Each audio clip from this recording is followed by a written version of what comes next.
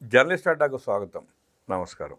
ED దాడులు, విజయసాయిరెడ్డి వ్యాఖ్యలు. చంద్రబాబు నాయుడు గారు పార్టీ మీటింగ్లో మాట్లాడుతూ క్రిమినల్స్తో రాజకీయాలు చేయాల్సిన దరిద్రం దాపురించిందంటూ చేసిన వ్యాఖ్యలు.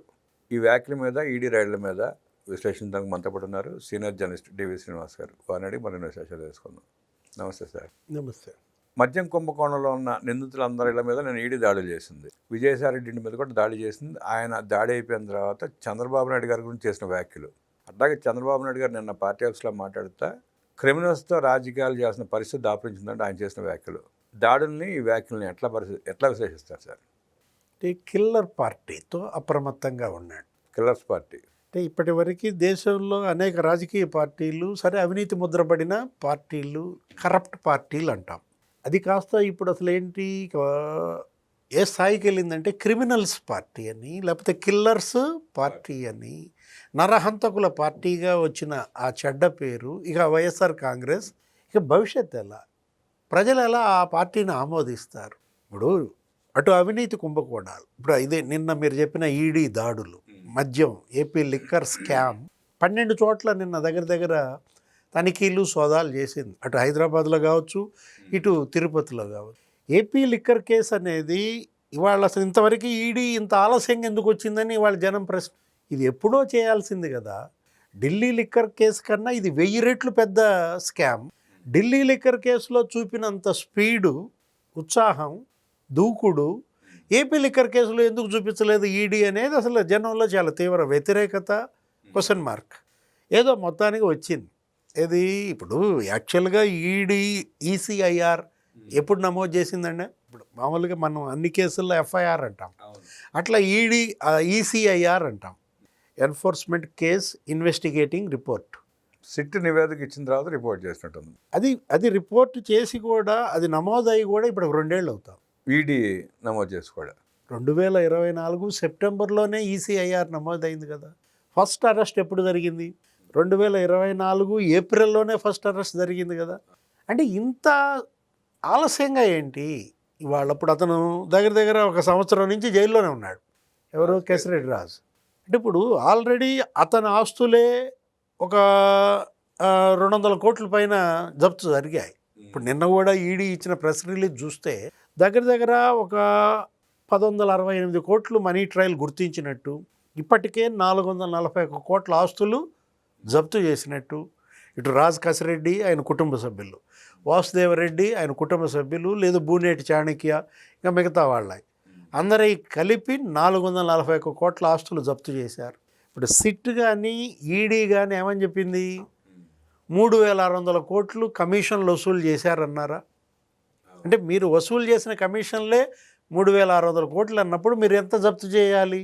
ఇప్పుడు దానిలో కనీసం మరి ఏమనాలా, 9వ వంతు కూడా జప్తు చేయకపోతే ఈడీ పనితీరు 9వ వంతు కూడా లేదన్నట్టు ఉంది. ఇప్పుడు ఎన్ఫోర్స్మెంట్ డైరెక్టరేట్ నిన్న వచ్చి దులిపించింది, మిడతల దండు పడ్డట్టుగా పడ్డారు. అటు ఏంటి, తిరుపతిలో చెవిరెడ్డి భాస్కర్ రెడ్డి, మొత్తం అతను లేడు, మోహిత్ రెడ్డి హైదరాబాద్లో ఉన్నట్టున్నాడు, అతను పిలిపించారు.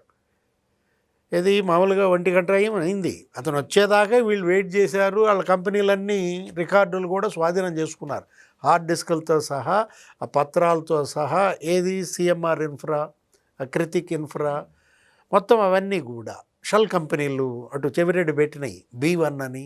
ఆ లభించిన పత్రాల్లో మోహిత్ రెడ్డి దోపిడీ కూడా బయటపడింది ప్రచారం కూడా జరుగుతుంది సార్. ఇప్పుడు మోహిత్ రెడ్డి లేకపోతే ఈ భాస్కర్ రెడ్డి ఏంటి, అసలు ఏ రకంగా ఆ కుటుంబం అటు రాజశేఖర రెడ్డిని అడ్డం పెట్టుకుని, ఇటు జగన్మోహన్ రెడ్డి అడ్డం పెట్టుకుని 1000 కోట్లకి ఎలా పడగలెత్తాయి? విదేశాల్లో వ్యాపారాలు చేసేస్తాయి. ఎక్కడి నుంచి వచ్చింది? రియల్ ఎస్టేటే కాదు, అసలు ఇన్ఫ్రా కంపెనీలు, ఐరన్ కంపెనీలు అంట. B1 ఏంటి, లేకపోతే హరీష్ ఇన్ఫ్రా అని, లేకపోతే కుర్రా సర్వీసెస్ అని, డ్రైవర్ల పేరు మీద. అంటే డ్రైవర్లనే డైరెక్టర్లుగా పెట్టారు 18 కంపెనీలు. అంటే ఇప్పుడు అక్కడ ఏది సరే, చెవిరెడ్డి భాస్కర్ రెడ్డి అటు దుమ్ము దులిపారు తిరుపతిలో, ఇక్కడ హైదరాబాద్లో రాజ్ కసిరెడ్డి నెలకి 100 కోట్లు వసూలు చేశారని. ఏది ఇప్పుడు ఈ కమిషన్లే నెలకు 100 కోట్ల చొప్పున వసూలు చేశారు. మరి విజయసాయిరెడ్డి ఇంట్లో కూడా సోదాలు, తనిఖీలు మొత్తం అన్ని చోట్ల జరిగాయి. ధనుంజయ రెడ్డి కానీ, లేకపోతే కృష్ణమోహన్ రెడ్డి కానీ, అన్ని చోట్ల పడ్డారు, దొరికినంతవరకు పట్టుకున్నారు. ఇక్కడ దేశంలో ఇప్పటివరకు ఈడీ ఎస్టాబ్లిష్ చేసి 70 ఏళ్ళు అన్న ఎన్ఫోర్స్మెంట్ డైరెక్టరేట్ పెట్టి 70 ఏళ్ళు కరెక్ట్గా ఆంధ్రప్రదేశ్ ఏర్పడినప్పుడే. అంటే అది 1956, ఇది 1956లో వచ్చాయి. 70 ఏళ్ల ఈడీ చరిత్రలో ఇంత పెద్ద మనీ లాండరింగ్ ఇదే ఫస్ట్ టైం. కృష్ణదేవరాయలు ఇది 4,000 కోట్లు మనీ లాండరింగ్ అన్నాడు. సునీల్ రెడ్డి ద్వారానే 2,000 కోట్లు దుబాయ్ వెళ్ళింది అన్నాడు. దాని పక్కన ఇంకో సున్నా పెట్టాలి. అది 4,000 కోట్ల మనీ లాండరింగ్ కాదు, 40,000 కోట్లు విదేశాలకు వెళ్ళింది. అదేంటి మీరు ఎలా చెప్పగలరు ఈ లెక్క అంటారు. వీళ్ళు అమ్మిన మద్యం ఎంత? 1,00,000 కోట్లు. 1,00,000 కోట్లు. అసలు నాకు తెలిసి మద్యం తయారీ మీరు కనుక ఒకసారి పాత కనుక పరిశీలిస్తే 100 రూపాయల మద్యం తయారీకి అయ్యే ఖర్చు ఎంతో తెలుసా? 7 రూపాయలు అని చెప్పి ఉండవల్లి అరుణ్ కుమార్ చెప్పాడు. అంటే మిగతాదంతా ట్యాక్సులు, వాళ్ళ కమిషన్లు. అటు డీలర్కి, అమ్మేవాడికి, వాళ్ళందరికీ కూడా కమిషన్లు ఇచ్చినా నీకు 90% ఆదాయం ఇవాళ ప్రభుత్వ ఖజానాకు వస్తుంది మద్యం మీద. అందుకే ఇవాళ అన్ని రాష్ట్రాలు మద్యాన్ని ఒక ఆదాయ వనరుగా తీసుకున్నాయి.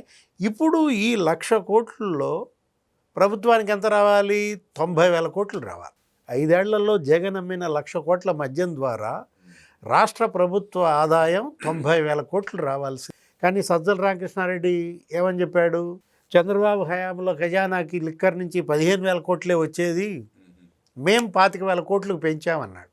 ఓకే గుడ్, 25,000 కోట్లకు పెంచావు, కానీ మిగతా 65,000 కోట్లు ఏమయ్యాయి? ఆ లెక్క తేలాలిగా. అదే నేను అంటోంది. ఏంటి వీళ్ళందరి కమిషన్లు, ఆ పెట్టిన ప్రభుత్వ దుకాణాల్లో అమ్మిన కొనుగోలు అదేంటి బాయ్స్, సేల్స్ బాయ్స్, సూపర్వైజర్లు వాళ్ళ జీతాలు వేసుకుని ఇంకో 10,000 కోట్లు వేసుకున్నా కానీ 50,000 కోట్ల డబ్బు అదృశ్యమైంది. అది కూడా ఓన్లీ క్యాష్, అసలు జీపే లేదు, ఫోన్పే లేదు. అంటే ఇప్పుడు ఆ డబ్బే డన్లు అన్నారు, అట్టపెట్టెలు అన్నారు. అసలు విదేశాలకు ఇప్పుడు అక్కడ ఒక డన్ పెట్టారు, ఎక్కడ? దుబాయ్లో. అక్కడ ఒక లాజిస్టిక్స్ కంపెనీ పెట్టారు వీళ్ళు, ఆ తూకేకుల ఈశ్వర్ కిరణ్ కుమార్ రెడ్డి. అంటే ఈ దోసుకొని ఈ నోట్ల గంటలో ట్రాన్స్ఫర్ చేయడానికి, రవాణా చేయడానికి లాజిస్టిక్స్ అండి వీళ్ళకి. అంతే కదా. ఏది మద్యం దుకాణాలకు లాజిస్టిక్స్ అని అది కూడా మళ్ళీ దోపిడీ చేశారు. ఇప్పుడు కారుమూరిని పిలిచారు, కారుమూరి లాజిస్టిక్స్ అది. అంబటి లాజిస్టిక్స్ అని గుంటూరు జిల్లా అంతా అతనికి ఇచ్చారు. కేతినేని లాజిస్టిక్స్ అని అతనికి ఇచ్చారు, ధర్మవరం రాయలసీమ అంతా. విజయభాస్కర్ రెడ్డి, విజయానంద రెడ్డి, అతనేంటి నిఖిలానంద లాజిస్టిక్స్ అది. దాంట్లో వీడు మళ్ళా డైరెక్టర్ ఎవరు? చెవిరెడ్డి భాస్కర్ రెడ్డి ఉన్నాడు, సజ్జల భార్గవ రెడ్డి ఉన్నాడు. వీళ్ళంతా కలిసి చేసిన వ్యాపారాలు. ఇప్పుడు ఈరోజు ఈడీ మొత్తం మనీ రూటింగ్ ఎలా జరిగింది, మనీ లాండరింగ్ ఎలా జరిగింది, సిట్ ఇచ్చిన ఇన్ఫర్మేషన్ అంతా 7 రకాలుగా చేశారు. మళ్ళీ 5 రకాలుగా లోపల పట్టుకొచ్చారు. బంగారం రూపంలో తెచ్చారు, సినిమాలు తీశారు, రియల్ ఎస్టేట్లో పెట్టారు, హాస్పిటల్స్లో పెట్టారు. ఇప్పుడు కేసిరెడ్డి రాజు ఏది A1 ముద్దాయి, అతను రమ్మని పిలుస్తుంటే రాటల్లా. ఇప్పుడు వారం రోజుల నుంచి సిట్ విచారణకు రమ్మంటే నిన్న రావాలి, ఎగ్గొట్టాడు. కరెక్ట్గా నిన్నే జరిగింది ఈ సోదాలన్నీ కూడా. రేపు 30వ తారీఖు కారుమూరి బాబు కొడుకులు ఇద్దరు, నాగేశ్వరరావు, సునీల్ కుమార్, నెక్స్ట్ కేసిరెడ్డి రాజు కూడా హాజరు అవ్వాల్సిందే అని హైకోర్టు ఆదేశించింది. ఇప్పుడు విజయసాయిరెడ్డి ఎపిసోడ్ మీరు ఇందాక చెప్పిన దాంట్లో విజయసాయిరెడ్డితో సోదాలు. అతను నిన్న బరస్ట్ అవుతూ మీడియాతో ఏమంటాడు? చంద్రబాబుని తిడతాడు. చంద్రబాబు గారికి ఏం సంబంధం అండి? ఇప్పుడు డర్టీ పొలిటీషియన్ అని కేసీఆర్ అన్నాడు అంటాడు. నీకన్నా డర్టీ పొలిటీషియన్ ఎవరున్నారు? అంటే కేసీఆర్ డర్టీ పొలిటీషియన్ అంటే అని ఉన్నాడేమో కదా. మైబాబులో జగన్ రెడ్డి రాళ్ళతో కొట్టించాడుగా, అదే కేసీఆర్ మళ్ళీ. అంటే ఇప్పుడు ఇవాళ నువ్వు అసలు ఈ ఫ్రస్ట్రేషన్ సాయిరెడ్డిలో ఎందుకు వచ్చింది? A5గా నేను చంద్రబాబు చేర్చాడా? ఇప్పుడు మోడీ మీద నీకు కోపం ఉంటే డైరెక్ట్గా అటాక్ చేయి. అంటే మోడీని ఏమనలేక చంద్రబాబుని ఎగబడుతున్నావా? ఈడీకి చంద్రబాబు గారి సంబంధమా? సిబిఐకి చంద్రబాబు గారి సంబంధమా? ఆ 2 కేంద్ర ప్రభుత్వ ఆధ్వర్యంలో పనిచేసే దర్యాప్తు సంస్థలు. అంటే టార్గెట్ మోడీ చేయలేక టార్గెట్ చంద్రబాబు అంటున్నావా? అసలు ఈ కేసు కుండ బద్దలు కొట్టింది నువ్వు. మొత్తం చెప్పింది ఆయనే. నువ్వే చెప్పావు, కర్త కర్మ క్రియ కేసిరెడ్డి రాజు అని చెప్పావు. చంద్రబాబు చెప్పించాడా నీతో? ఏ విధంగా నువ్వు చంద్రబాబు మీద నువ్వు నిన్న చేసిన వ్యాఖ్యలను చూడాలి. ఇప్పుడు ఒకటి నువ్వే చెప్పావు, వాళ్ళు వచ్చి 3 వ్యాపారం చేసుకోవడానికి వచ్చి అడిగారు, 100 కోట్లు నేనే ఇప్పించాను అరవిందోకి చెప్పి మిథున్ రెడ్డికి, సజ్జల శ్రీధర్ రెడ్డికి, లేకపోతే అతను ఎవరు కేసిరెడ్డి రాజు, రాజశేఖర రెడ్డి. కేసిరెడ్డి రాజుకి ముగ్గురు వచ్చి అడిగితే నేను 100 కోట్లు ఇప్పించానన్నావు కదా, చంద్రబాబు చెప్పాడా నువ్వు ఇప్పి అరవిందో నుంచి అని? ఈ కేసు మొత్తం విజయసాయిరెడ్డి పాత్ర. నువ్వు ఏమని చెప్పావు ఆ రోజు? Whistle blower. అంటే నీ ఉద్దేశం ఏంటి? నువ్వు విజిల్ బ్లోయర్, నువ్వు ఇది పట్టించావు, తోడు దొంగలందరూ ఇవాళ జైలుకి వెళ్ళారు కాబట్టి నిన్ను ఈ కేసు నుంచి బయటేంచలేదనా? చంద్రబాబు ఈ కేసు నుంచి నిన్ను బయట వేయలేదన్న దొబ్బుదేగులతో నేను మాట్లాడావా? ఆయనట బయట వేస్తాడు అసలు. అసలు ఆయనకి ఏంటి సంబంధం? ఆయనకున్న అధికారం ఏంటి? మీరు ఇవాళ కుమ్మక్కై దోచేశారు, ప్రజల రక్తం పీల్చారు, 1000 కోట్లు సంపాదించుకున్నారు. ఇవాళ వాటాల్లో తేడాలు వచ్చి మిమ్మల్ని మీరే పట్టించుకున్నారు, జైళ్ళకి వెళ్ళారు.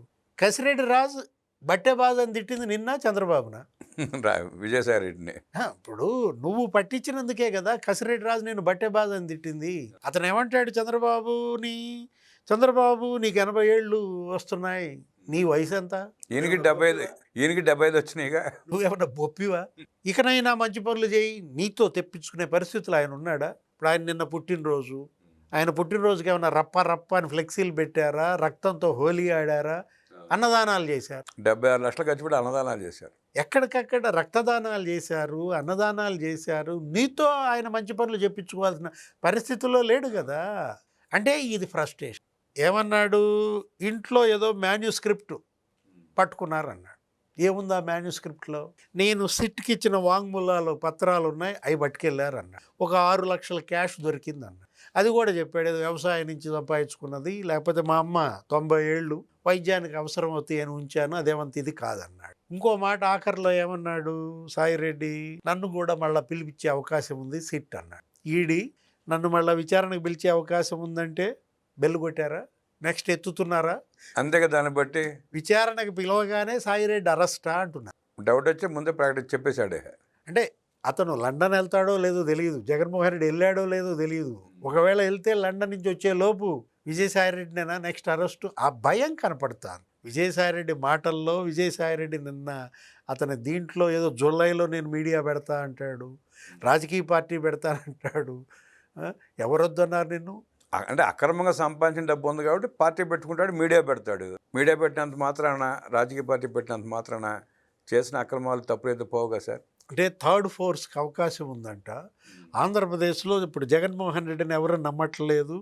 ఈ ఇళ్ళు కూడా బాగా కూటమి ప్రభుత్వం పైన కూడా జనానికి నమ్మకం పోయింది. థర్డ్ ఫ్రంట్కి, థర్డ్ ఫోర్స్కి స్పేస్ ఉంది. అంటే థర్డ్ ఫోర్స్ షర్మిల పక్కన చేరుతున్నావా మళ్ళీ నువ్వు కూడా?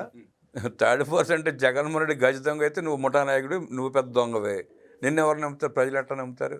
నెలకి 5,000 కోట్లంట చంద్రబాబుకి అక్రమార్జనంట, సంవత్సరానికి 60,000 కోట్లంట, 5 ఏళ్లకి 3 లక్షల కోట్లంట.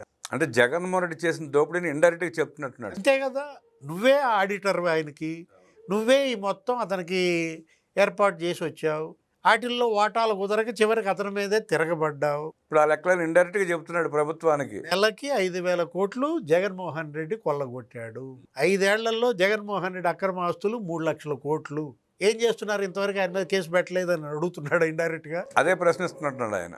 సాయిరెడ్డి నిన్నటి ఫ్రస్ట్రేషన్ చాలా పీక్ వెళ్ళింది. అతను ఏదో అనుకున్నాడు, ఇట్లా తిరగబడుద్దని ఊహించలేదు. చివరికి అతనే జైలుకి వెళ్ళే పరిస్థితి వచ్చేసరికి చంద్రబాబు గుర్తొచ్చాడా? ఇక్కడ రాత్రిపూట పడుకున్నప్పుడు కూడా బాబు గారి కళ్ళకు వస్తున్నట్టున్నాడు సార్. షర్మిల ఒక అద్దం పంపిస్తే సరే, వాళ్ళ అన్నకు పంపినట్టుగానే జగన్మోహన్ రెడ్డికి, అన్న అద్దం చూసుకో, నీ ముఖం కనపడదు అద్దంలో, చంద్రబాబు కనపడతాడంటూ ఆ వైసీపీలో నాయకులందరికీ పంపించారు తలాక అద్దం. ఇప్పుడు సాయిరెడ్డికి పంపుద్దా అద్దం షర్మిల? లేకపోతే షర్మిల పంచన సాయిరెడ్డి చేరతాడా? జగన్మోహన్ రెడ్డి అక్రమంగా సంపాదించిన తన పదవీ కాలంలో వివరాలను బయటపెడుతూ ఇంటిస్తున్నాడంటూ విశ్లేషించిన డివి శ్రీనివాస్ గారికి ధన్యవాదాలు తెలియజేస్తూ నమస్కారం.